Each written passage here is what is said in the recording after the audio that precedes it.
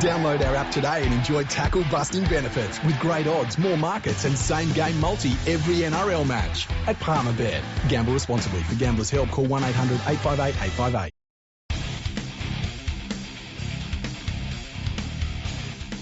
Hello and welcome to episode 415 of Fergo on the Freak. I'm that bloke from Rugby League Project, Andrew Ferguson. You can find me on Twitter at AndrewRLP. And joining me as always is the glorious League Freak. You can also find on Twitter at League Freak. How you going there, mate? I'm going good, Andrew. How are you? Not too bad. People might notice I sound a bit nasal. Not my sprightly self. Mm-hmm. But it's taken 2.5 years, but I finally did it. What's that? I finally got the COVID. Oh, nice. Nice. Yeah. But I must admit, I'm also disappointed. I didn't get full-blown, nasty deathbed COVID, which meant I didn't get to eat an onion. What you mean is you chose not to eat an onion. Yeah, I soft-cocked it. You chose not to eat an onion. After, everybody who has been sick over the last 2 fucking years, you've said, eat an onion, okay? And you didn't. It's the magical cure. You didn't eat an onion. Didn't eat an onion. Apparently people really loved it. Remember that night you got a cramp and you were in a lot of pain and I told you to eat an onion? People loved that, eh? I got some feedback on that. They love my pain. Yeah. So, commiserations to the onion. I'm sorry to get that you, but there we go. So are you feeling better now? Pretty much. I'm back at work and doing all sorts of stuff. Just a little bit of a runny nose, and that's about it. Excellent. But you didn't get the full-blown version. No, I didn't lose my sense of taste. I did lose my sense of smell for a few days. Mm-hmm. I didn't lose the sense of taste. Okay. Yeah. So that was a bit annoying. Well, at least you got a taste of it. You know, you got just enough of it just to get the antibodies. Yeah, I've got a sample. So now I've just got to wait a few months and then I can get it again. Yeah. Maybe we can do it properly the second time around. Maybe what we should do is turn this into a marketing opportunity, right? And we charge our listeners $50 a pop for you to spit in their mouth and just give them the antibodies. What do you reckon? Like I'm some sort of, strong gene I can pull there to prevent people from getting COVID and just go around spitting in people's mouths. Yeah, look, I think it's the way to go. So anybody that's listening that wants Andrew to spit in their mouth, podcast at leaguefreak.com, just, tell us that you want Andrew to spit in your mouth. Yeah, I mean, I've got a mortgage to pay, so, that's fair. That's fair enough. Yeah. Well, look, it goes side by side with my face cream thing that I'm doing through the podcast as well, high-protein face cream. So, yes. Yeah, so I had some inquiries about that as well. So, yeah, we're just trying to help people out. So that's what we do. We are here for the people. Exactly. We are the people. That's well, us. We're above the people, but still, This is true. Now, we'll get into the footy stuff here. There was a bit of talk over the last week and a half, mostly from a week ago, obviously, about Luke Brooks getting dropped this week. Yes, the media went crazy because Luke Brooks had been dropped by the West Tigers. Yeah, despite the fact it was a wraparound and the West Tigers weren't playing. Yeah, well, And then he didn't get dropped when they actually named their team, and they all called the club soft for not dropping him like they suggested he would be. They weren't wrong. That's the main thing to take out of it, is that the media is never wrong. That's right. They were right. And the fact that the Tigers didn't do as the media suggested is an indication that the club was trying to counter the media to try and look stronger than the media suggested they were. And that therefore makes the club weak. I don't think there's any doubt that Brett Camorley's entire selection strategy is based upon making the media feel bad within themselves. That's right. I mean, if that's not how coaches function, then I don't know how they do. Yeah, makes sense. So I decided to run a whole bunch of stats looking at spine combinations at the West Tigers since Luke Brooks made his debut in 2013. Mm-hmm. And he's played in This is fascinating stuff. Was it 182 games he started in? Okay. And he's been in 62 different spine combinations. So that's fullback, 5'8", halfback, hooker. Oh, okay, yeah. That's less than one every 3 games. Yeah, that's what I was thinking. It's not very settled. No. Furthermore, there's only been 3 combinations out of those 180 games, only 3 that have been together for at least 10 games. See, that's insane. That's So we've got absolutely insane. James Tedesco, Mitch Moses, Luke Brooks, Robbie Farah. 21 games. It's not even a full year's worth. Wow. And then check out the ones underneath it and tell me how many times you'd make a final series with these spines combinations. Mm-hmm. Moses and Bai, Benji Marshall, Luke Brooks, Robbie Farah, they had 14 games together. Wow. Tedesco, Moses, Brooks, and Dean Hallertau at hooker had 13 games. Corey Thompson, Benji Marshall, Brooks, and Farah, 9 games. Tedesco, Anasta, Brooks, Farah, Tedesco, Brooks, Moses, Matt McKilrick. Wow, that's a name I haven't heard for a while. Yeah. Dane Laurie, Moses and Bai, Brooks and Jacob Little. Laurie, Adam Dewey, Brooks and Little, they all had 7. Mm-hmm.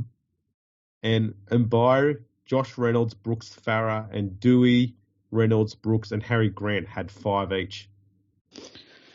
Man, there's some real shockers there. And they're the ones that they use the most. Yeah. It's weird that the best one is probably the one where he was surrounded by other young players. The first one you named. The first one, Tedesco, Moses, Brooks, and Farah. I mean, that's when Tedesco was still quite young, and Farah was only, I think, 28 at the time. So it's not like Farah was over the hill or anything like that. That was when he was still at his prime. Yeah. And then the second one, Benji Marshall's in there, but that's when he came back to the club. Yeah. And Moses and Bai was at fullback, and he's not a fullback. Well, that's the thing. When you said Moses and Bai, I'm like, okay, and Bai at what, 5'8", I'm guessing, and then you went through them. I'm like, hang on, and Bai was a fullback? Yeah. Like, holy shit, man. So this is the thing. You're looking at it here. In his 180 games, 59 had Tedesco at fullback. Mm-hmm. Dane Laurie's the next most capped fullback in that time with 28 games. Moses and Bai 25 and Corey Thompson 20. Wow. No one else has more than 10 games at fullback. That's crazy. That's crazy. And some of the names in there at fullback. Curtis Rowe. Remember the great career of Curtis Rowe? No, I don't remember him. Mitch Moses also had 5 games at fullback. Oh, jeez. Tui Lolohea, 6 games. Stafford Toa-Dishes had 4 games. Then we had the great trifecta of David Nofaluma, Kevin Naguama, Jordan Rankin. Man. 3 games each. They're all such West Tigers players, though, aren't they? It goes on. Zach Cheney, he played 1 game at fullback, as did Paul Momirovski, Justin Hunt. I think it's Justin Hunt. Blake Austin, Jai Hitchcocks, they all had 1 game at fullback. Blake Austin played fullback in the NRL. Yeah. Wow. Yeah. And if you're going to play fullback in the NRL and you're not supposed to, West Tigers will make it happen. Yeah. 5'8", he had 53 games alongside Moses, 45 alongside Benji Marshall, and then 14 with Adam Dewey, 13 with Anasta, 11 with Josh Reynolds, and then 7 with Moses and Bai, 5 with Blake Austin and Jock Madden, 2 with Jackson Hastings, and 1 with Chris Lawrence, Tyson Gamble, Ryan Madison, and Billy Walters. Wow. 4 games alongside Benji when Benji was halfback and Brooks was 5'8", and 8 with Hastings at halfback. Mm-hmm. And at hooker, Farah, 67 games. So he's the spine member he's played with the most. Okay. And then there's Jacob Little, 36 games. Dean Hallertau, 19. Matt McKilrick, 14. Harry Grant, 11. Jake Simpkin, 10. Elijah Taylor, 8 games. Wow. hooker. Joel Lawani, 6. Peter Godinay, 5. Ryan Madison, 3. Jack Littlejohn and Moses and By 1 each.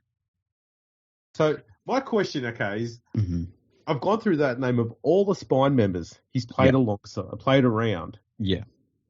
You've heard the list of the most frequent ones he used. And my question, which I raised in this article I wrote for the League Unlimited magazine, which came out today, is you throw in the fact that the Tigers have been cycling through coaches at a pretty rapid rate. They haven't been able to nail down a spine for consecutive seasons at any stage from 2014 till now.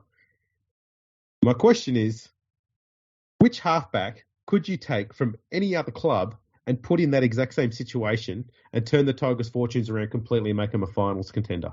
Yeah, none. Especially when you consider that on top of all of that, they're also playing behind either an undersized forward pack or a very poor forward pack, you know. None. You take Nathan Cleary and put him in that situation for 10 years just about, and you just end up with a completely different player. Like, you know, we even saw Andrew Johns when he had some really terrible teams. They didn't go anywhere because there's only so much a halfback can do. This is right. It gets to the point where it's easy, I think, for everyone to just go and heap shit onto Luke Brooks. And I'm not saying that he doesn't deserve some of it, but at some point you've got to say, you know, is it the club wagging the dog or is it the dog wagging the club, so to speak? You know, the club's created this situation around him. It's a situation that no one's going to be successful in. So how are we supposed to know what Luke Brooks was supposed to look like as a player at his full potential when the club has not given him any opportunity to reach that potential by giving him a set spine to work with and to work around and to be, you know, building something with? Yeah, well, and it shows. And the thing about Luke Brooks is that when he come into first grade, he did have a lot of potential. And like, I don't think it was ever superstar potential like people were saying, but he was at least looked like he was going to be a pretty handy player looking ahead. He was an NRL quality half. Yeah. And the thing is that you've got to develop a player like that. It doesn't matter who you are. Nobody comes out of like the lower grades as a halfback and is a finished product. Like, not a single person. Even Andrew Johns wasn't a finished product. And so you've got to develop them and you've got to put the right things around them, the right players around them. They've got to have people that they learn off. You know, who does Luke Brooks learn off of in all of that time? And when everyone's just, you know, being moved from position to position, you know, other players are just hoping to keep their spot in the side. Other players are just holding on at the very end of their careers and things like that. You know, how's he supposed to really settle and work on his craft as a halfback? It's almost impossible. And yeah, it shows the greater failure of the West Tigers and that they've failed Luke Brooks. And as you say, it doesn't excuse that you now have, you know, a halfback that's got nearly 200 games worth of experience that still plays like a rookie, but it shows why that is. Yeah, he's never been able to develop past that first season. No. And the thing that gets me too is that it's so clear when you look back on that 2013-2014 period there at some of the young talent the club had sitting in their hands and how they were not even looking at it. They had Mitchell Moses, James Tedesco, obviously Brooks there, Curtis Sirenen, Nathan Brown, who went to Parramatta, Noffel Luma, Aaron Woods before he turned into the biggest pillow out there, Tim Simona before he became a criminal, alleged. Marika Korobidi was also there. I think in, a year or two after that, they had Josh Adokar there. And then Chris Lawrence was at the club, and he was only 24 at the time. And you throw in Robbie Farah and Benji Marshall, both under 30 as well. Yeah. They were in a good situation. That's not a bad roster to be working around. What did they do with it? They completely just weren't paying attention to anything at all. And yet, for some reason, they're going to try and have us believe, as are the morons in the mainstream media, that it's Luke Brooks that's at fault. Look at that fucking roster. That is a workable roster that could make a finals without any hassle. And they're all young, the same age. They could all come through at the same time, develop at the same time. All they needed was a club that was going to actually invest in them and put the right people around them to make sure that they became what they needed to be. And what happened? Started with fucking Gordon Tallis, rehashing a story from 18 or 15 months prior, but Robbie Farah didn't like Mick Potter. Yeah, but completely forget the fact that they fixed all those issues and they were all good friends by the time the story came out. The club let that pissy story, and that is a pissy story, they let that white ant the club and railroaded into the ground, and then they lost all those young players who went, we don't want to be here anymore. They all fucking left. And that's what happened. There was no leadership at the club. They allowed that shit to happen. Yeah, but when have the West Tigers ever really had good leadership at the club? And no, that's the thing. They never have. But I would say the best you can get is going back to when they did win their premiership, and it was kind of led by Sheens, and people forget this about Tim Sheens. Tim Sheens, people didn't know what to make of him as a coach when he took over the Tigers, because he had been a great coach at the Raiders, and then he ended up at the North Queensland Cowboys, and it was just a disaster. And people were like, what the fuck is going on here? Then he goes to the West Tigers. People didn't know if he could still coach anymore. Now, he put together a very interesting, unique side that was very good in that moment in the NRL, and they won the premiership. And on top of having a couple of really good young players, just all of a sudden come out of nowhere. And But outside of that, when have they ever really had good leadership as a club? And is it a symptom of when they merged that eventually you get a team that is put together from two clubs that were pretty poorly run at the time, and they had to choose a management out of that, and it's just something that's perpetuated? But then again, I think about it, and I think about the Panthers have had some terrible management in the last 20 years. Really, really terrible management. You can get your way out of that. Why haven't the West Tigers? Why hasn't there been that organic process where just better people walk into the place?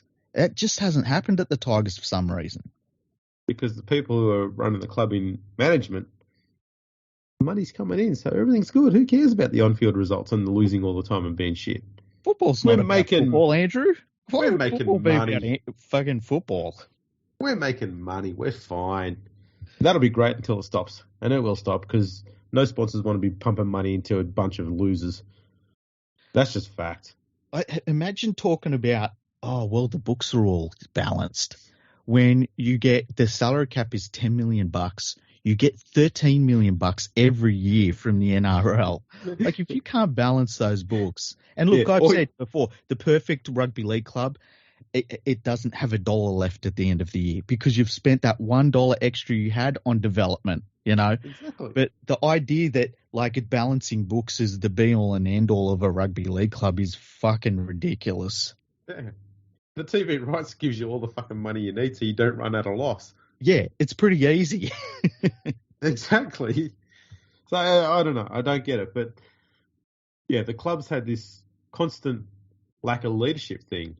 And it's happening again. As soon as the results don't come, sack another coach.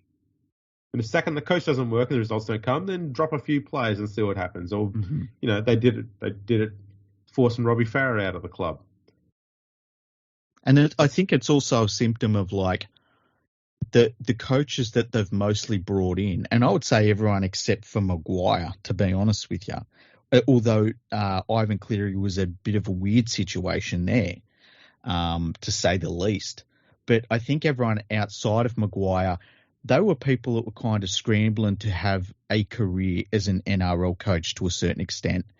And I can see where they're just trying to find, the spine combination that works. For some reason, it just clicks, right? Yeah. But then when you get Maguire come in and say, look, I'm here to do a job, I'm a premiership winner and stuff, and you sack him too, it's like, you guys are just fucked. Yeah. It's insane. And the club also, was it a few days ago, were adamant that they got Cameron Ciraldo. This club has now been turned down by an assistant coach. This is a club that had a current New Zealand Test coach and a former Premiership winning coach that they sacked, and now they can't even attract an assistant coach to be their head coach. That's how bad this club is now. And they put out that press release, which was just, I always worry when you get people within the game that they act like ex-girlfriends. That really felt like an ex-girlfriend sort of mood or boyfriend move. We're not being sexist on this podcast. We keep that stuff for after the podcast. But exactly.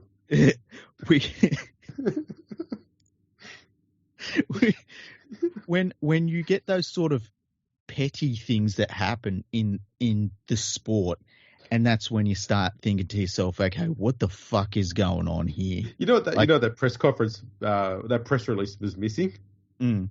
Was a line at the end saying, "It's okay though. We didn't want him anyway." Yeah.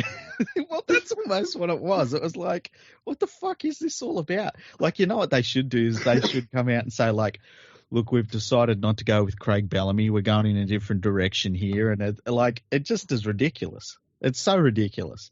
But it says a lot that, and we've talked about Cameron Ciraldo, and you don't know if he's going to be a good coach or not. No one does. But he is in a place where he can pick the right situation. And my guess is that the Panthers said to him, look, you can earn, and I don't know how much he would have got at the Tigers, but let's say the West Tigers, and I'm Cameron Ciraldo, I want at least $700,000 or $800,000 to coach them to leave the situation I'm in. Maybe the Panthers come up and said, look, you can take that money or you can earn, this much money at the Panthers. And he's just weighed it up and he's like, man, what?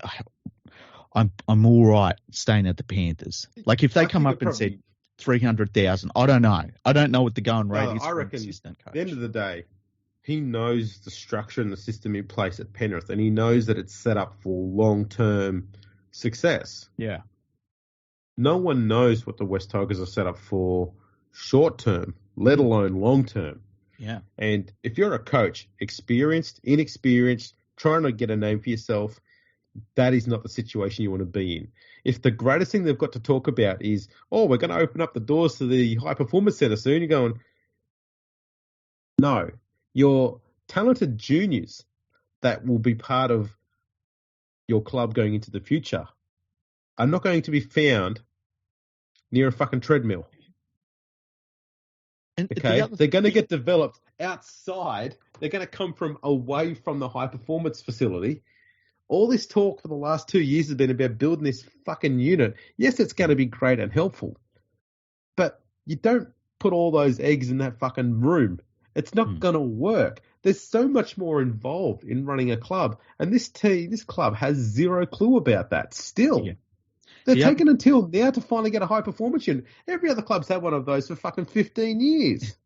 And the thing is too with that is that if you look at the way the Panthers have theirs, and I talk about the Panthers a lot, but why wouldn't you?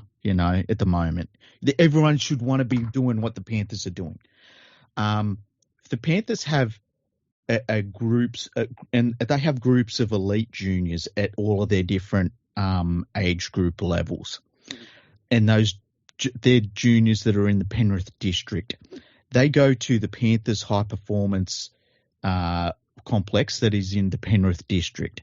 Now, where are the best juniors from the West Tigers going to come from? They're going to come from the Macarthur region, Western Sydney. And their high performance unit is in fucking Concord. Like, it makes zero sense. It's like a business district. Yeah, like, what the fuck is that all about? Like, you just get to a point, like, I've been there with my club where you throw your hands in the air and you're like, you just hope it changes. Thankfully, it changed. But with the West Tigers, it doesn't fucking change. No. Just slap some paint on it, mate. It should be all good. Yeah. Now, look, let's call it new era. Yeah, new era again. What the fuck was new? They sacked the coach halfway through the year. They put it because they wanted to have some stability. They're so fucking dumb. What's interesting is and this is not in the media, so this is hearsay I've been hearing around the traps. Mm-hmm.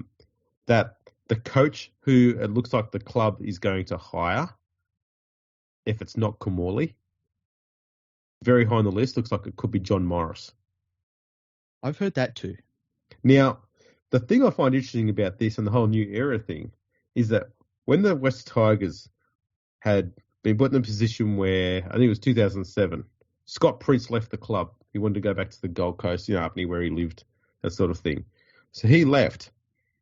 And so the Tigers decided to go in a new direction with a new halfback, and they signed a hooker in John Morris. Mm-hmm. He came to the club, and the club did nothing his whole time there. And that's not John Morris's fault. He's a hooker who was told to play at halfback. Yeah. The club already had a top-quality hooker in Robbie Farah. They didn't need another hooker. They're trying to manufacture something that it just didn't work. Mm-hmm. Sure enough, Morris left the club after his 4 years there and went to the Sharks and played at hooker and helped them make that move from the mess they were in to the point where I think Mick Ennis came a year before they won their premiership. Mm-hmm. That's when he came and replaced John Morris there. But Morris had done a lot of the, he filled in the hooker role there. He helped the club get some go forward, some structure. That's what he did. He was very good at that as a hooker. He was a very good organiser of the forwards. We didn't use him for any of that at the West Tigers. Mm-hmm. But that aside, I found it funny that in a new era, we've now gone back to having Tim Sheens at the club pretty much as the head coach at the moment. Yeah. And he signed John Morris once before, and now he's doing it again.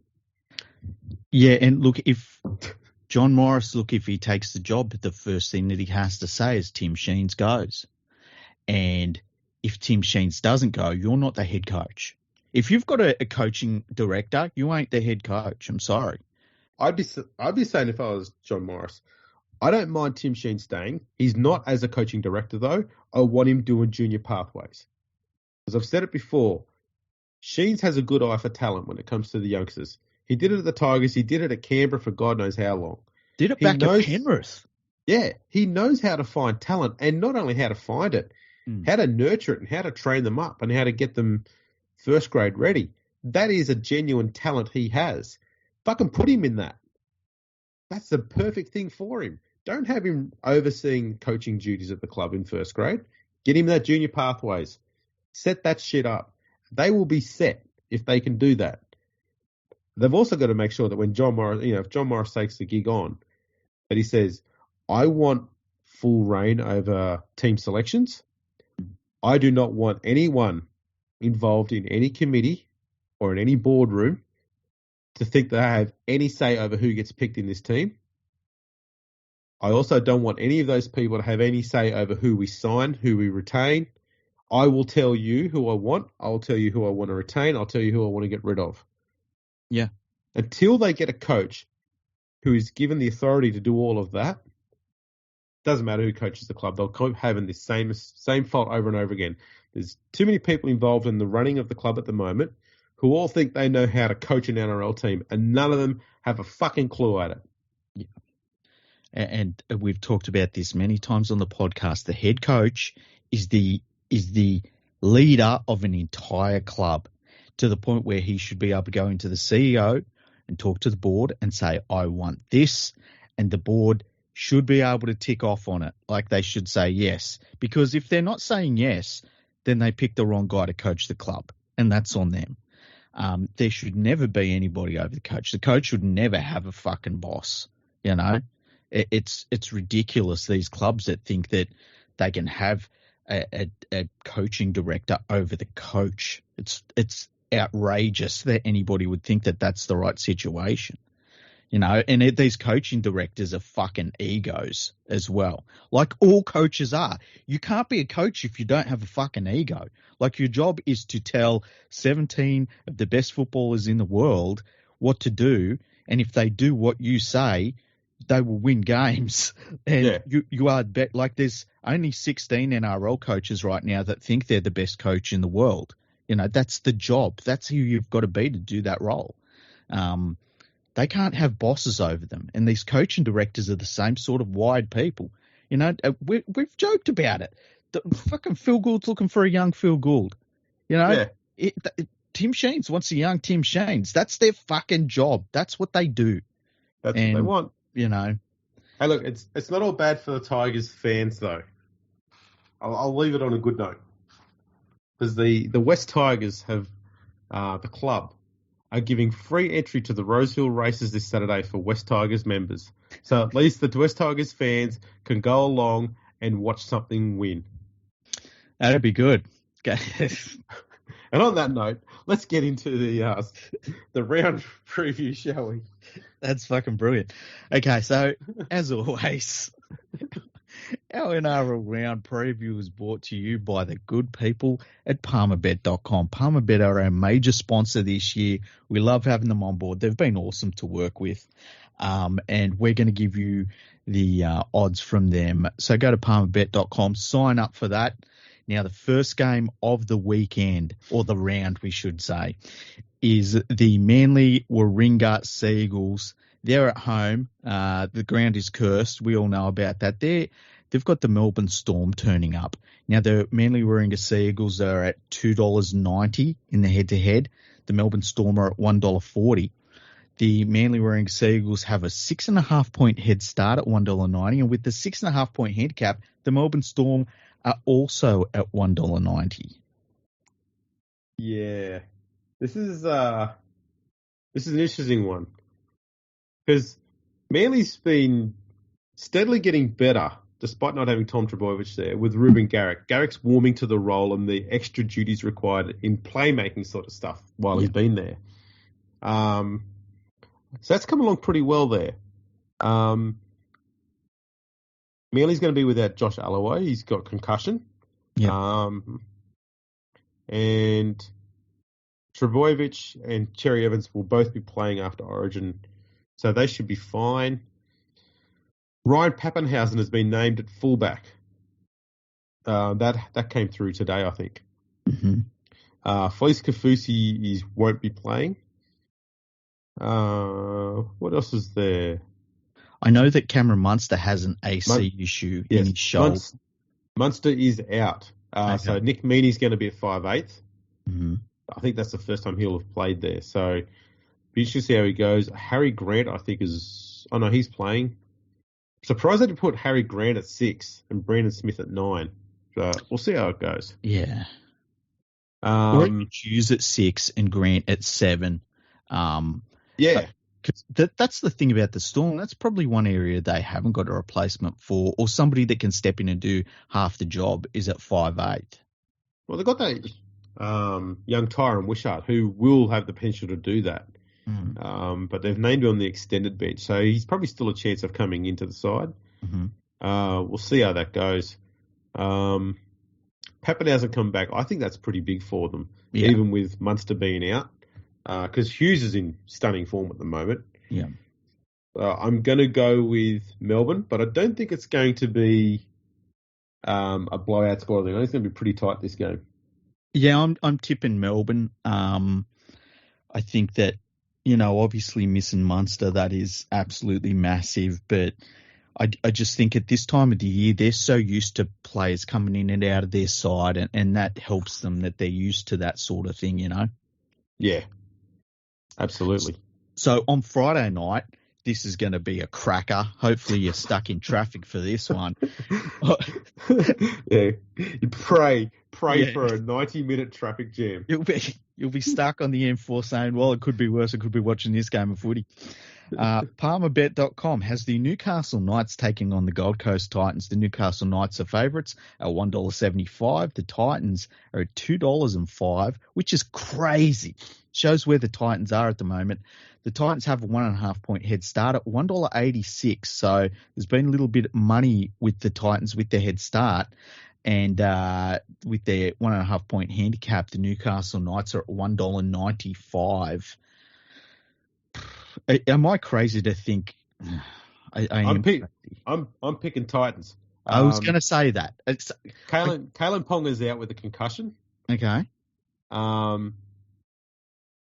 they've still got Bradman Best and Saifidi on the extended bench. Mm-hmm. I don't see where much of their attack comes from here. So yeah, I'm going with the Titans. David Fafita will be back on the bench as well. He's trying to repay them back for all the money that he stole from them. Yeah, geez, I tell you what. There's a reason why he's got big arms, man. It's lifting his fucking wallet all the time. Yeah, I'm going Titans, and I wouldn't be surprised if Titans put on a good performance here. Yeah, the Titans are so terrible. I have no faith in them. They need a new coach. They're coached by a former St. Helens coach, so that says everything. But the Newcastle Knights have absolutely nothing. Whereas I can look at these two teams and I'm doing it on a talent weight thing. It's like the Titans have heaps of talent, and I'm banking on that talent just being able to win the game. I know it sounds dumb. It sounds real base, but no, sometimes you'll get like 3 or 4 games every year where it doesn't matter what the coach is, the talent will just click.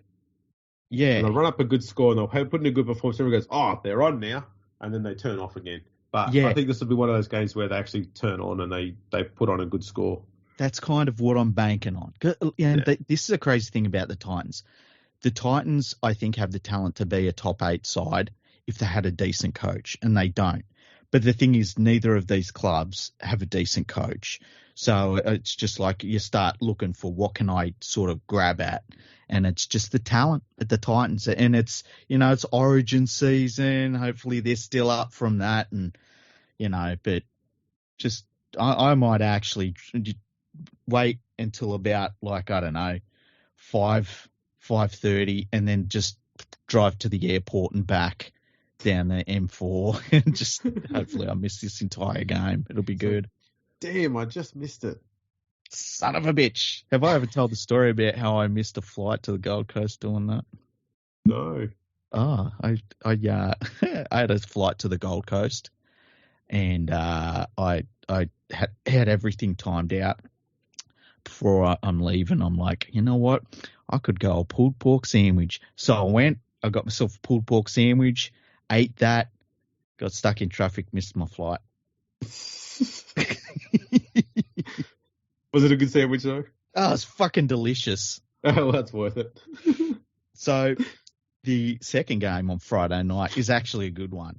It is your NRL and world champion Penrith Panthers at home taking on the Sydney Roosters, who signed Matt Lodge. It's one of those, how they've got the no dickheads policy at the Sydney Roosters? Yeah, they signed Matt Lodge.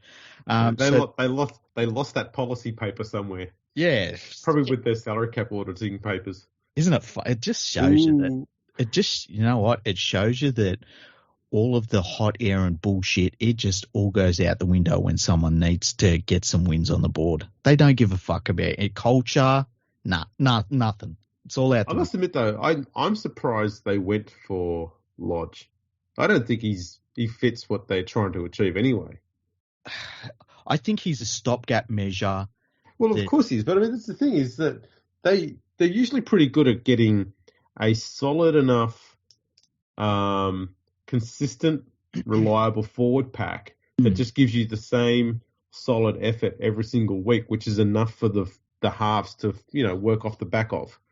And Lodge is too erratic of a player and too hot-headed and gives away too many penalties. But it's crazy to say that when you think of someone like Joe Hargraves as a member of this Roosters side.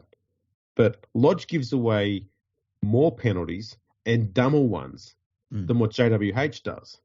And so to me, they're taking a step backwards from JWH, not just in the stupidity sample thing, but JWH is also a better ball player and he runs better lines. So I don't know why you want Lodge in your side at all. He's a backwards step. I don't get it. It makes no sense to me. And then you throw all the off-field shit in there as well and just go, well, that's even more of a reason not to buy him. But it doesn't make sense to me. I don't see how he improves the side any. He's a step back from JWH. Yeah, I agree. I think that they've got they've got some all right young forwards there who I think that they'd be better off. They're not winning the title this year. No. You know, so it's not like he's a finishing piece. So what is he there for?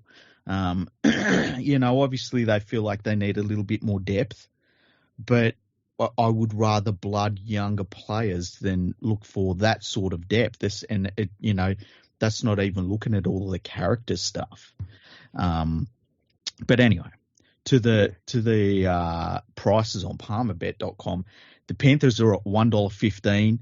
The Roosters are at $5.50 in the head-to-head. That's got to be the longest odds they've been out in a long time. Yeah, and you know what? I think it's probably right. You know. Oh yeah, it's definitely justified. Yeah. Here's an interesting one. The Roosters have a 15.5-point head start at $1. Wow. Yeah, that's tempting. The Panthers with 15.5-point handicap are also $1.90. Friday night, Penrith Footy Stadium. It's going to be pretty brisk. Panthers are all coming back from playing Origin in rep footy. There'll be two of them that didn't play Origin or rep footy. The thing that you could worry about this game, and I would go this way because the Panthers are a younger team, is that this is just a lineup that is ready to. They've just been eating raw meat for the last 2 weeks, and they're just going to come out like a buzzsaw. That has got to be a worry for the Roosters. Yeah, I think so. I think Luke Keary's out, but I don't know. A lot of people talk up his omission from the side as being something noteworthy. As I've said in previous episodes, I don't think he's as big a loss as is often made out by a lot of people because he's missed so many games in the last year and a half. Mm-hmm. The club's learned how to survive without him. So I think the halves are going to be okay. I think the biggest concern is how the Roosters will get through the Panthers' defence. Because Hutchison is not overly skilled in the halves role. He's a handy 5'8", but you need to be a bit more than handy if you're going to beat the Panthers. Yeah.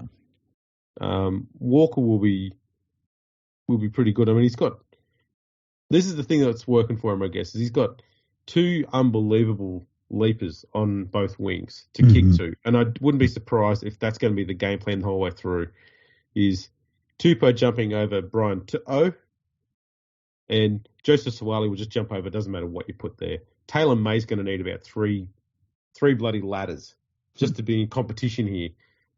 So that's going to be pretty much, I wouldn't be surprised if that's pretty much their point of attack, is just kick to the wings every time they get close to the line. It's going to be boring, but it's probably going to be the most effective and only way they're going to get points on the board. Because I can't see them doing it through the middle. No, and the other thing to look at too is that Walker is going to have to tackle a 125-kilogram giant Fijian called Kickout all night. And that's how it's going to feel like for him. It's just going to be, that's exactly how I would feel.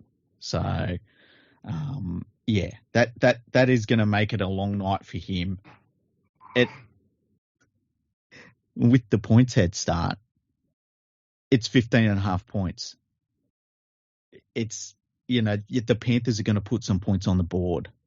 Where are the points coming from the Roosters? And they've got to get down the end of the field to be able to kick it high to those wingers. That's the problem. Yeah, it's crazy. I just want to point out too that for the Roosters, they've got two butchers and a baker on the bench, but no candlestick maker. If only they had a candlestick maker. That joke was just there to be said. Yeah, done. It's a dad joke, yeah. Legally obligated to make that joke as a father. Right. That is correct. I've got that done. I can move on. Excellent. Okay, so Saturday afternoon, or I guess you could say early evening, we have the Canterbury Bankstown Bulldogs hosting the Cronulla Sutherland Sharks. The Canterbury Bankstown Bulldogs are outsiders on Palmerbet.com. They're at $3.10. whereas the Sharks are favourites at $1.35. The Bulldogs have an 8.5 point head start at $1.90, and with the 8.5 point handicap, the Cronulla Sharks are also at $1.90. This is going to be an interesting game. I don't think we can look at the Bulldogs as being the team that just loses games all the time anymore, because they're now playing Mick Potter ball, and the way Mick Potter teaches teams to play is very direct. There's nothing flashy. It's just hard running and straight running, but it is so effective. And if there's one team that might have a bit of a weakness in the middle of the field where this hard, direct running style is going to work, it could be the Sharks. Yeah. I'm going with the Sharks. I think they're going to have too much class for them. But I wouldn't be surprised if the Bulldogs make them work really hard for it. Yeah, maybe taking the Bulldogs with the 8.5 point start is the way to go here. I agree with you. I think that this game could potentially be one of those games where it just becomes a real arm wrestle between these teams. I'm like you. I'm kind of still tipping the Sharks, but I wouldn't be shocked if the Bulldogs won this one. No, they've definitely got the right ball runners in the middle of the field to make this work. Vaughan, Jackson, Fatala Mariner, Pangai, even Waddell on the bench. Very good straight runners. So yeah, I see him. I see him being a real threat through the middle. Also, it's funny that the media in the last week and a half have worked out that Matt Burton can kick the football.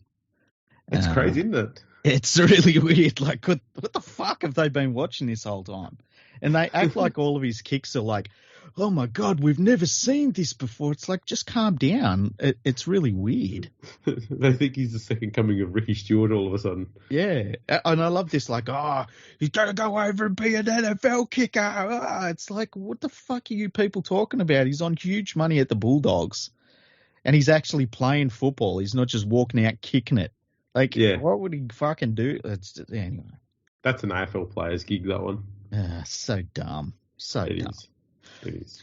So, on Saturday night, we have the local derby between the two furthest local derby teams in all of world sport. The North Queensland Cowboys. They're hosting the Brisbane Broncos. On Palmerbet.com, the North Queensland Cowboys are favourites at $1.50. The Broncos are at $2.50. No, they're at $2.60, sorry. The Broncos have a 5.5 point head start at $2. So they've gone out a little bit there. And with the 5.5 point handicap, the North Queensland Cowboys are into $1.81, which I think is pretty good. I like the handicap of the Cowboys. Weren't as hit hard by Origin as you would expect. And on top of that, the Broncos, they're dealing with a few injuries and players missing and stuff like that. And the thing is that the Cowboys' defense is really good this year, and that's going to be difficult for the Broncos to break down, and it's going to be a full house up there. Yeah. Luciano Leilua will be making his debut for the Cowboys, and it's his 100th NRL game as well. He'll be on the bench. That's going to be cool to see how he plays in that side, hey? Absolutely. They've got a pretty big pack too on them at the moment, the Cowboys, with Leilua now in there. Mm-hmm. This is a weird thing. I think when the Broncos are at their absolute best, they could beat the Cowboys. Yeah. However, the Cowboys have got they're playing so consistently in every aspect of the game at the moment that the gap between their best and their worst is so small, it makes it hard to tip against them anymore. Yeah. And so they're playing, it's kind of like the Mick Potter sort of ball. They're playing very solidly structured, simple footy. And it goes down to make meters through the middle, earn your field position upfield, and then do as you please with the ball. And they've got enough strike out wide so that their halves don't have to be creative. They just need to get early ball out to their outside backs and let them take over. Plus, they've got good forwards running on the edges of the ruck as well. Tormalolo is being used really well at the moment as well. Yeah. not overplaying his hand, but he's back to just destroying teams right through the middle. So yeah, I think the Cowboys are going to be too good for the Broncos here. I wouldn't be surprised if it's close at half time and then the Cowboys run away with it in the second half. Yeah, look, I think you summed it up perfectly. I think at their best, the Broncos could win this game, but they need everything. They need all of their players available. They need everything clicking, and because the worst performance that the North Queensland Cowboys are going to put out, I think, is still so high. So I'm tipping the North Queensland Cowboys in this one as well. Now, the late game, Saturday night, South Sydney Rabbitohs. They're hosting the Parramatta Eels. Now, the Rabbitohs are outsiders at $2.50 on Palmerbet.com. The Eels are at $1.54. The Rabbitohs have a 4.5 point head start at $1.80, so there's been a little bit of money there. And with the 4.5 point handicap, the Parramatta Eels are at $1.90. Yeah, and the big news here is Latrell Mitchell returns at fullback for the Bunnies. Mm-hmm. Nickaruma's been dropped to the bench, which probably works with their side a little bit better. Yeah, they've got that X factor on the bench now. The problem that they've got at the moment, though, the Bunnies, and maybe the second half of Origin 2 is enough to say that maybe they've righted that. Cook has been playing far too sideways all year, and he did it when he came on the field at the tail end of the first half in Origin. But when he came out on the second half, he was playing so straight, so direct, that's when he's at his best, because he's so quick out of dummy half that if the markers aren't square, if they're not set, he gets round them, and all of a sudden the defence all has to start suctioning into the middle to stop him and shut down him or any ball he gets away to, his middle forwards. Mm-hmm. And that's what he was doing to Queensland. Kept sucking the defence in, so that every time he got to play the ball, all you had to do is swing it out wide. The defence is constantly running backwards and forwards the whole time, wearing themselves out, and then bam, holes everywhere, and you run up tries pretty easily after that. If he can get back to being direct out of dummy half and not that stupid sideways shit he was doing, because if you, as a hooker, if you're going sideways, it doesn't matter how fast you are or how skillful you are so much easier to defend against if you get sideways all the time from the play of the ball. Because the markers don't have to do anything. You just put one marker there. Another one could sit behind you and just run one way or the other. But you're going straight away from all of that. So the defensive line's able to spread out and pretty much number up man on man. It makes it hard to create an overlap when that's in place. But you go direct and you make them all come in and contract, the gaps appear out wide. If Cook plays direct, Parramatta's done. That's all I'll put it down to. Really? Wow, that's interesting. I think the way he's been playing is almost a symptom of what he is getting from his outside backs, because Walker has been really poor. The South's halves just don't interact at all. It's very strange. No, and that's kind of why they need to have that spark from the play the ball. But I think when Cook is playing for South, I think he is seeing that because the teams don't have to spread their defensive line as wide. He's seeing a much more compressed defensive line these days, and especially when Latrell's not there as well. And so he's not seeing much in the way of time to go. When he pressed that button and he's gone. And so I think that's why he's getting out of dummy half, he's running sideways. And I kind of get that. And it's a habit forming thing too, obviously. But I think it's just a symptom of this South Sydney team. They've got a problem in their halves, and it's not been getting any better as the season goes on, and that worries me. I don't know what to make of Parramatta anymore. I just don't know what category to put them in. I think it's the second half of the season. They're flat. That's the thing. The second half of the year, they're like a 7th place team on the ladder. That's right. Kind of how they play. But, and ever since they got that win over the Panthers, they've been shit. They have. Look, So I will pick them here, Mhm. but as I said, if Cook is playing direct and fast out of dummy half, Parramatta won't win this. They won't even get close. that's interesting. I'm tipping Parramatta still, but it's gonna be an interesting game. It'll be an Yeah, interesting look, game. Moses needs to run the ball. Yes, he needs to. Moses needs to do something. How about that? Yeah, that'd be good. That'd be really good. Okay, now Sunday afternoon. Oh, no. All of New Zealand has wanted football of some kind. Any NRL football, they're just like, give us some NRL football. We'll watch anyone play. The New Zealand Warriors, they're back in town and they're hosting the West Tigers. Oh, I can just imagine it. Everyone was all going, you know what? How's about instead of having this game, you let us have COVID again for another 2.5 years. They couldn't have just shut the borders for one more week? Like, what the fuck? Fuck. You poor bastards. Like, you've been through so much, and now the NRL's putting this on you. At least, the West Tigers will handle this situation of having to fly over to New Zealand pretty well.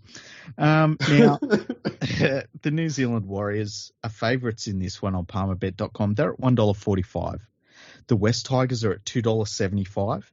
The West Tigers have a 5.5 point head start at $1.90. With the 5.5 point handicap, the New Zealand Warriors are also at $1.90.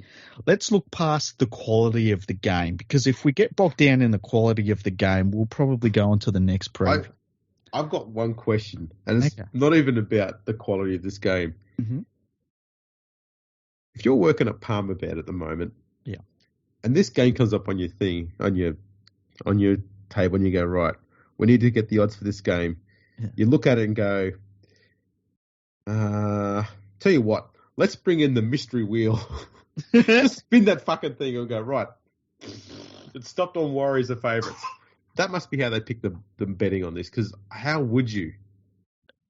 Yeah, I think the prices, I look at the prices here, and all I see is, well, the Warriors are at home for the first time in 2 years. They've got to be pumped up, right? And that's it. It's just numbers. Yeah. I'm not criticising Palmer. I look at it and go, I don't know which team should be favourite here, let alone what the points should be either way. Yeah. I'm at a loss for this one. The Tigers are doing their best to try and make sure that the Warriors win by having James Roberts back at centre. So there's points. So they're going out there with 12 defenders. Novel. Yeah. Interesting. Adam Dewey's on the bench. Well, of course. Why would you put him in the starting side? That's silly. It's nuts. Alternatively, Sean Johnson's playing for the Warriors, so they're not trying to score points there. These are the conflicts that we've got there that I don't understand. Look, we're not allowed to criticise Sean Johnson. Benji Marshall made that quite clear. Not allowed to talk about the fact. I don't know. Like, I understand that they're away from home. They've been away from home for a long time. He's got a family. He's got kids and all that. That doesn't make him kick out in the full. Okay. I got kids too. Yeah. They're going to sit there and watch their dad suffer through another West Tigers bullshit performance. Yeah. So where's my sympathy, Benji? Not that I'm criticising Sean Johnson. Just letting you know, Benji Marshall. I'm just saying he's playing like fucking garbage. Okay. He is trash. But yeah, this is one of those games. I can't even say to go and drive down the M4 with this one. I wouldn't even waste the petrol money on this one. I don't know what they do in New Zealand to get around. I can't imagine there's too many cars in New Zealand. I think they just walk from place to place or ride horses or something. They ride a ship. How dare you, Andrew? It's all good. Look, for this game, there's not much going on. No. Ewan Aikens moved back to the centres. I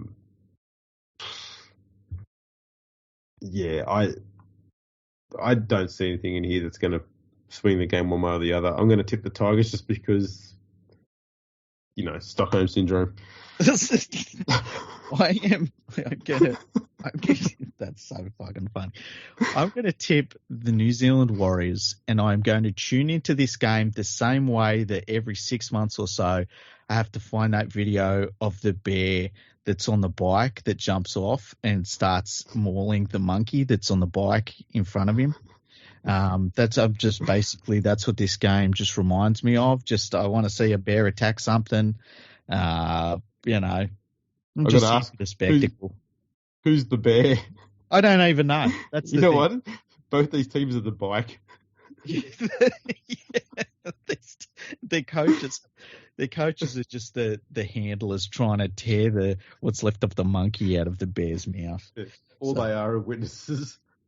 That's all they are. Just for everyone that's wondering, the monkey was fine. He went and lived on a farm for the rest of his life. As all good monkeys do. Yeah. Now, the St. George Illawarra Dragons, this is the last game of the round, this one. St. George Illawarra Dragons are taking on the Canberra Raiders. The Dragons are outsiders on Palmerbet.com. They're at $2.15. The Canberra Raiders are at $1.70. The St. George Illawarra Dragons have a 3.5 point head start at $1.90, and with the 3.5 point handicap, the Canberra Raiders are also at $1.90. Yeah, and for this game, Ben Hunt may not play. He's got a bit of a leg injury. Oh, he's going to be. I think he's got a fitness test to do before kickoff. If he's out, Canberra will win this easily. Yep. If he plays, then I think Canberra will win this in a much closer performance. Even accounting for the Corey Horsburgh fuck up of the day, I probably will still go for the Canberra Raiders, especially knowing that just Hunt being under an injury cloud. Look, if he plays, he'll play well, but he's the be all and end all of that Dragons team. He really is. Moses and Bai's on the bench, so he's not in the spine at the moment. So I suppose that's something, but it does mean that when he comes onto the field, he'll have to play. I dare say he'll come in at hooker for McCulloch. He'll have to play football, which is a problem. Yeah.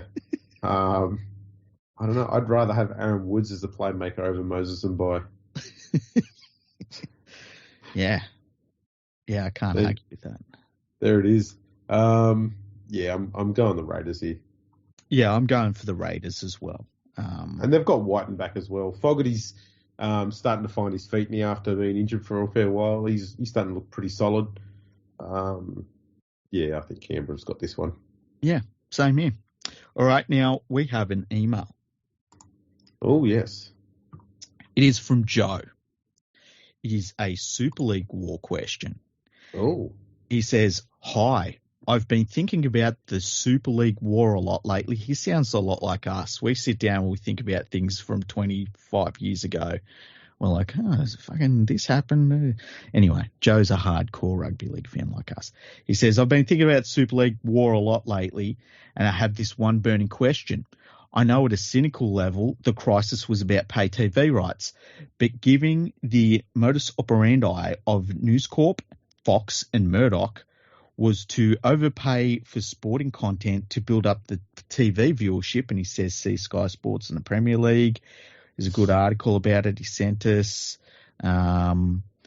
He says, "Could News Limited have foregone Super League and overpaid the ARL for TV rights? I know that 9/Optus had a long-term contract with the ARL, but what stopped the ARL and News Limited from being partners pre-1997? Murdoch had the rights to subscription TV for the NRL for, the New South Wales Rugby League, ARL. And I think it was a long deal, even though we didn't have subscription TV at the time. I think it was like 10 years or something like that. Mm.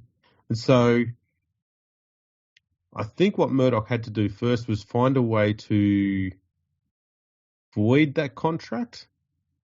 I don't know how you do that. Or so they had to find a way to break that contract anyway. Murdoch. You mean Packer had it? Packer had, sorry, yeah. Yeah, Packer had it, yeah. It was a deal that Packer made. I think when the rights got renegotiated when 10 went broke in 93. Because remember, Packer had it. He then let 10 buy it for a higher price. Mm-hmm. And then when 10 went broke and New South Wales Rugby League needed a urgent TV rights deal, Packer bought it back at a fraction of the price he had before, and he got the subscription TV thrown in for free, and he got it on a longer deal. Might have been 5 years or something at the time, or 10 years. And keep in mind, this is at a time where rugby league administrators were giving away weird shit. Like at one point, you've talked about this before, where News Corp owned the all of the logos and team likenesses. Yeah, and they bought that from a company who asked the New South Wales Rugby League at the time. I think it might have been a company that made sports socks or something like that, like some sort of apparel. And they asked for the licensing rights to the logos, and the game's gone, sure, no worries. You just putting logos on socks, fine, go for it. And Murdoch got access to that company and got all of that intellectual property from them that way. It was the weirdest thing ever. I remember looking into it years ago. I'll have to dig it up and see what I had there. But yeah, it was something along those lines. It was something really odd, like a sock manufacturer or something like that. I don't know, it was weird. But yeah, that's how Packer got into that area. But yeah, it was to do with the fact that Packer was smart enough to figure out that there was going to be subscription TV in the future, and he got this long deal on rugby league. It was all rugby league. It was internationals in Australia, Origin, the pre-season comps, the New South Wales Rugby League competition as well, the finals, he got the whole lot. And for exclusivity rights, he had the whole thing. But he obviously never had subscription TV and never had plans for it either. He just wanted it as something he could negotiate with to try and sell to make money for himself, because that's what he does. He was a smart man like that. Yeah. It was along those lines. Yeah, and like when pay TV started coming into Australia, he's got all his content ready to go. He owns it, and it's just, then you get into the TV war where you pick an Optus, or I think there was Ozstar and all these other ones, and one of them was Foxtel. And Foxtel couldn't be left without a pay TV product that would be relevant to New South Wales and Queensland. And so they were like, well, we either get left behind in this race to be the main carrier for pay TV, or we just fucking steal it, basically. And that's what it comes down to. Murdoch had to try and prove, I guess, to the rugby league people that subscription TV was going to be like a big deal. And he was struggling to do that. And then he got the Super Rugby on board. And I think his mindset was, if I get rugby league's competitor on board, and that was when rugby was starting to make a name for itself because it finally decided to go professional, and the Wallabies were actually successful at that stage. They were able to get plenty of eyes on the product pretty quickly through that. And so rugby league's kind of gone, we don't want to miss out on that, do we? Like, this could be extra revenue for us. So there's that fear of missing out, I guess, that went on there. And then we had the Super League war. It was good. Yeah, fantastic. Great days. Oh, man. Did we ever cover this aspect of it in any of the episodes we've done previously? Yeah, we did. Yeah, I'm not too sure. I think we did, yeah. We did it pretty good. We did that. Go back and listen to the episodes like 1994, 95, 96, 97, all those ones there. It'll only take you about 9 or 10 days. Yeah. It's covered in there. Yeah, exactly. We really covered all that pretty well. But yeah, there was another one we got, and it was a while ago now, and it was about the West Tigers. Let me see if I can find it. It was a while ago. It was so long ago. It was when you were last on the podcast. Hey, wow. Yeah, I know. 2 weeks ago. Hang on. I get so many emails, it's ridiculous. Have you got any from the Prince of Brunei by any chance? I've been waiting on an email from him. He's got a bit of coin for me. I get so many saying that but they're from the Ukraine and they need money. It's like, dude, I'm from Australia. I need money too. Here's one from Tigers Man 1990. It's from the 7th of the 6th. So it's a while ago. He says, well, that's it. Another chapter in the West Tigers Hall of Shame written. And it's from Tiger Man 19. It's Tiger Man 990. Sorry. Okay. Hall of Shame written. I generally feel upset that we sacked Madge. Watching Nadoko last year really opened my eyes, and I realised the coach can really only do so much, that he went above and beyond to get his team up, but they let him down. I'm disappointed in the club that we made this decision, but I want your guys' opinion on who can we replace him with and hopefully make a change, and also what this means for Hastings, Appy and Papali'i coming to the club. With Jacko being vocal on how he wants to be coached under Madge, would this make you jump ship? Love you guys, and please pray for us Tigers fans. We don't deserve this shit. Kiss, kiss, kiss. Hastings will stay. He's a competitor. He just wants to play good footy and he wants to play regularly. He's got a pretty mature head on his shoulders now. So he just wants to play footy. So I don't think he's going to go anywhere. Papali'i, I think he'll hang around. Appy has probably been given a shit ton of money, so he'd probably play for a garden chair at this stage. He wouldn't care. Just pay me my money, man. That's all he wants. Who the coaches would be, I don't know. I'd like to see. I'd like to see Jeff Tuvey, to be honest. But he's just not in anyone's conversations anymore. I don't know why. Yeah. The Tigers tend to make a lot of bad coaching decisions before they make a good one. Mm-hmm. So they can't go from one good coach to another good coach. So I guess they've got to make a bad decision somewhere. So that worries me that they'll get Flanagan. Look, at this stage, I'm just like, I would be like, just stick with Kamali. You're going to fucking sack whoever you get in the next couple. True. The thing that gets me is how so many people on social media are just adamant that Flanagan can never coach again. And then as soon as a team loses their coaches and they can't find another one, they're all really open to the idea of having Flanagan as their coach again. And I can't make this any clearer than just a full blanket no. This club goes through so much self-inflicted bullshit. The last thing it needs is a cheater as their coach, a blatant cheater who breaks whatever rules in place. He doesn't give a fuck about the rules. I don't want that at this club. We cannot have that at this club. That's why Maguire was so good. He was hard, he was straight, but he was by the book. That's what this club needs. The problem for the club is not the coach, was not the coach. And so it doesn't matter who they make coach anymore. It's going to have the same problem all the time around.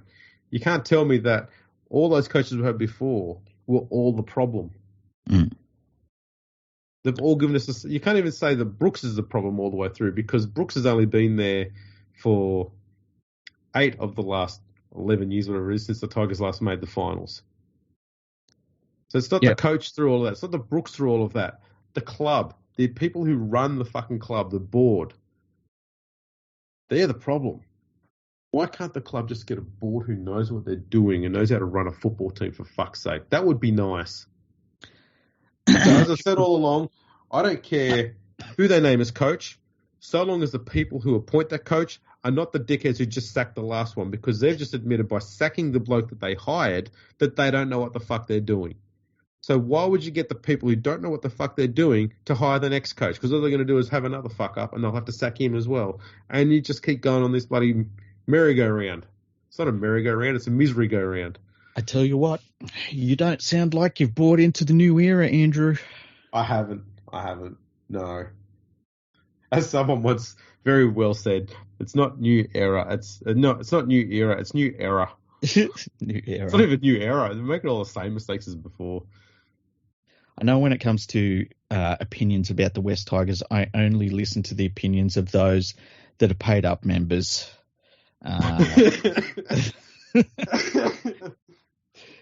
It's almost like listening to the opinions of people that run football clubs that can't make the finals. I don't listen to those people.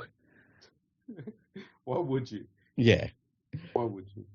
You know what? They should make James Hooper the coach. Why's that? Well, it cuts out the middleman. The club leaks all that information to the media anyway. Why not just put a fucking media person there? We don't need anyone with any understanding of how the game works, because we just had one of those people and we sacked him. So let's just go back to having a moron who doesn't understand the fucking game at all. I tell you what. Just put James Hooper there. He doesn't know anything about rugby league. It would make Mad Monday fucking amazing. Oh, would. Think of all the car damage that'd go on. Well, it has been every other club would be having theirs that, go to pubs and stuff like that, and Hooper would be taking all of the boys down to the local car yard. Come on, boys, I found a trampoline place. Oh, Jesus.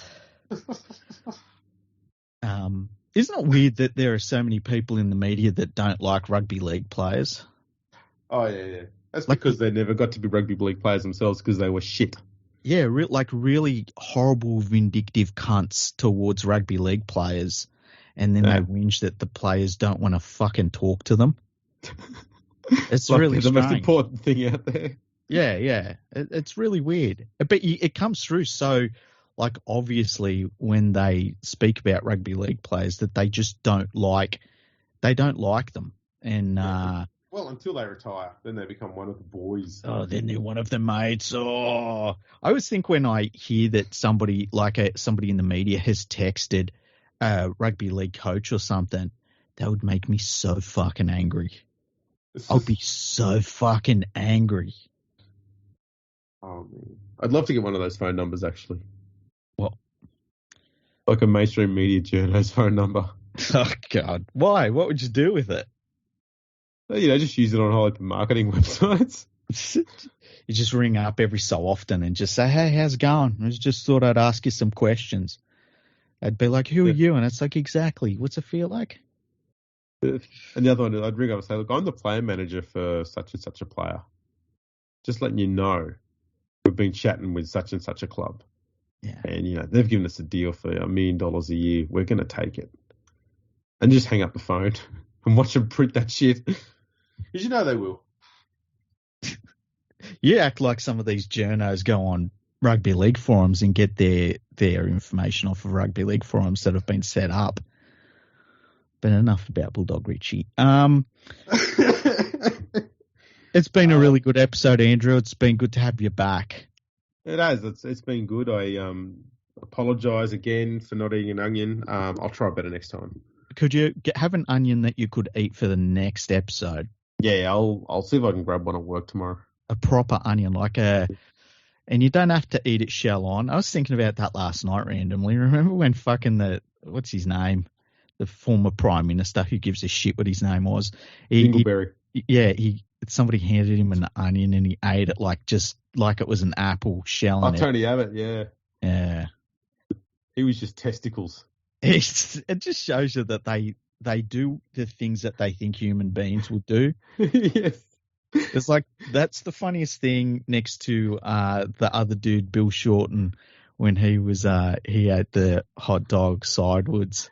He's trying to eat a sausage sandwich. That still fucking gets me every single time. Wasn't there an English politician who was same thing? He was trying to eat a bacon sandwich or something like that, and he was making an absolute hash of it. No, I don't remember that one. Oh, that was several years ago as well. I'll have to look that one up, hey? I can't remember who it was. Yeah. Yeah, it was pretty funny. Anyway. Politicians eating, they don't know how to do it. Yeah, exactly. Has there been anything going on over in England? Let me think what's been going on. Oh, there's talk that Brian McDermott is on his way out at Fev, and because they were talking themselves up, they're going to come into Super League, and they've been going shit lately because he's a shit coach. And I saw a rumor that was posted on Twitter, so take it for what it's worth, that the players basically said they didn't have any confidence in him, so he was on his way out. So that's one thing I saw. So he's officially lost the dressing room. Yeah. Imagine losing a fucking championship dressing room.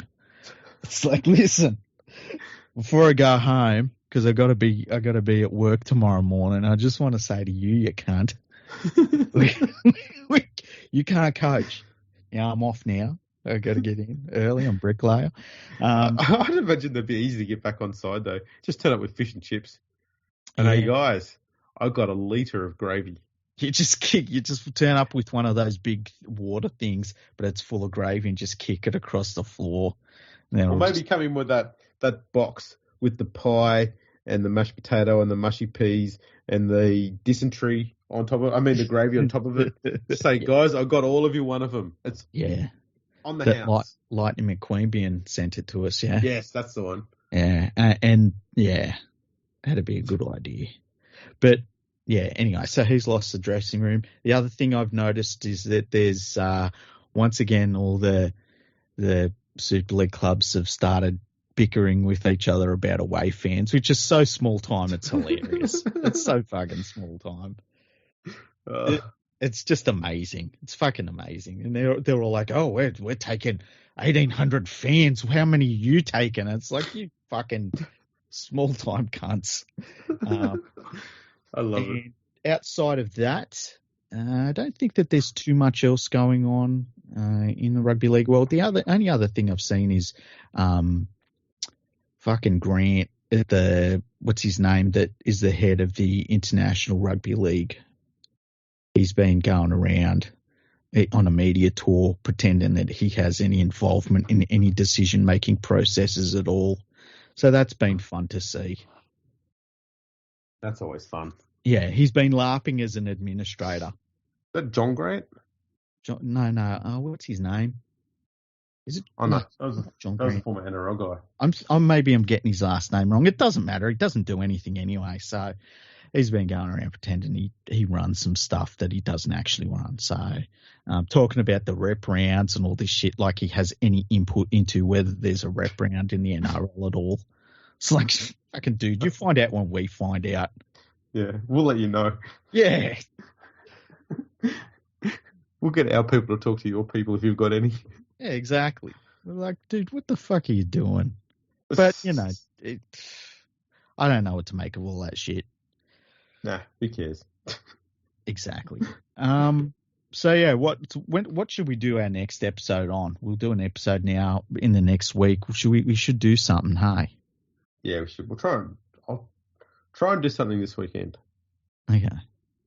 Some sort of history thing or something like that, maybe. It's been years since we've done a history episode. I know. How crazy is that? I need to pull my finger out and do something.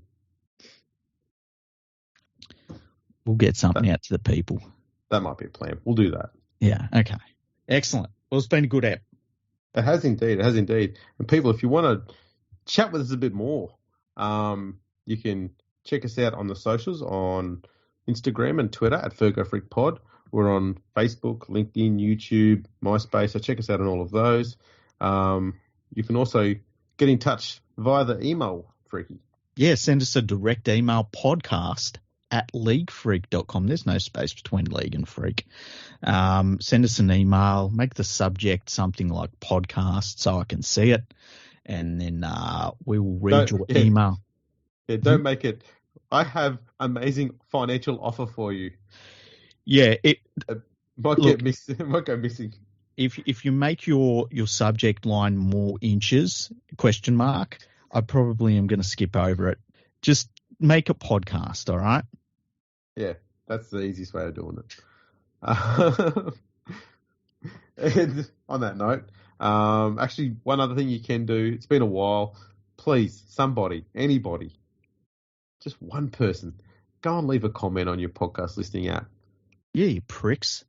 Just one comment, just one. It'd be nice. We haven't had one for ages, so just Just one person go do something. That'd be fantastic. Be really lovely about it, and just say, like, this is a really nice podcast, and I really enjoy it.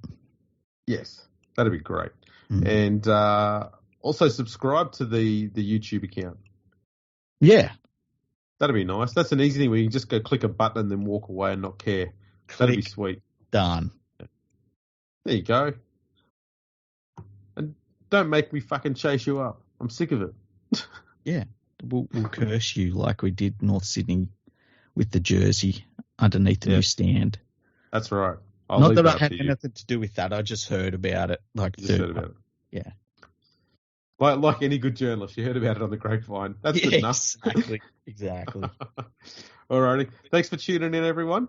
Take it easy. We'll catch you all next time. Palmerbet with the big don't argue. Punters will love that. Download our app today and enjoy tackle busting benefits with great odds, more markets and same game multi every NRL match at Palmerbet. Gamble responsibly. For Gamblers' Help, call 1-800-858-858.